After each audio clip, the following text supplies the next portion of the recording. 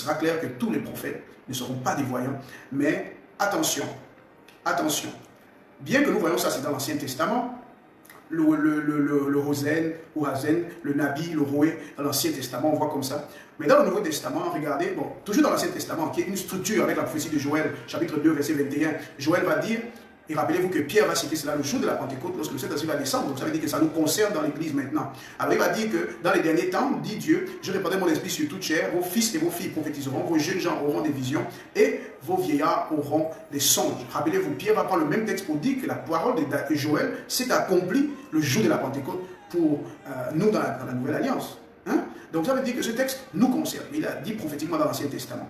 Donc ça veut dire que dans le Nouveau Testament, en fait, le prophétique qui était spécial pour pour les prophètes qui a travaillé, dans lesquels les prophètes ont travaillé sous des formes différentes, c'est-à-dire on a parlé du Hosen, du Nabi, du Roé, ils ont fonctionné dans des onctions comme cela, chacun coulait d'une certaine façon. Rappelez-vous, dans le Nouveau Testament, cette fois-ci, selon Joël 2,21, selon ce que Pierre a annoncé dans Acte 2, ce prophétique sera comme répandu, d'accord, pour les jeunes gens, il sera répandu pour les fils et les filles, il sera répandu pour les vieillards, toute l'Église, tout le corps de Christ. Mais ça ne fera pas d'eux des prophètes de fonction, mais ils vous paieront comme des prophètes. Et ça ne veut pas dire qu'ils auront la fonction de prophètes. Donc certains textes disent que dans les derniers jours, je répandrai mon esprit sur toute chair, vos fils et vos filles deviendront des prophètes. Voilà, deviendront des prophètes. Certaines versions disent comme ça. Ok, donc ça pour dire simplement qu'ils vont opérer exactement dans une onction prophétique forte, correspondante en fait aux différentes manifestations de ceux de l'Ancien Testament, mais sans que forcément tous ne soient des prophètes.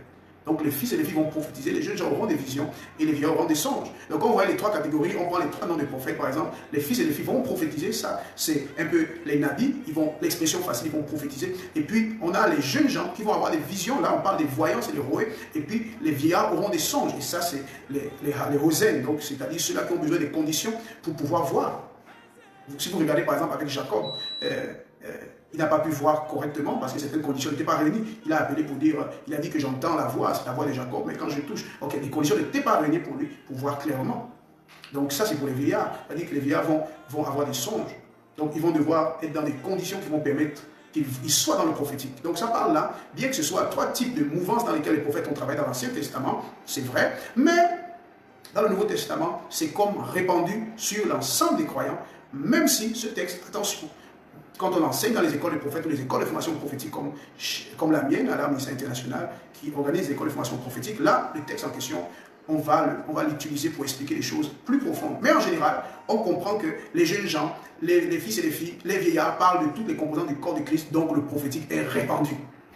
C'est une bonne nouvelle de savoir que le prophétique est répandu dans le Nouveau Testament, dans la Nouvelle Alliance, le prophétique est répandu. C'est une très bonne nouvelle de le savoir. Donc tu es prophétique et tu peux opérer dans le prophétique. Et c'est la volonté de Dieu. Et c'est annoncé par l'Esprit de Dieu au travers du prophète Joël. C'est annoncé.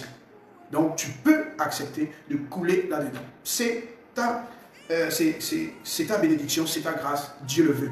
Mais attention s'il vous plaît, chers chrétiens, chers enfants de Dieu, ne confondez pas ça avec l'office et la fonction de prophète. Respectez les prophètes pour leur office, respectez les prophètes pour leur fonction, parce que leur fonction est supérieure aux opérations dans lesquelles vous pouvez travailler. Ils restent les pères, les maîtres et les maîtrisards de la science prophétique dans le corps de Christ.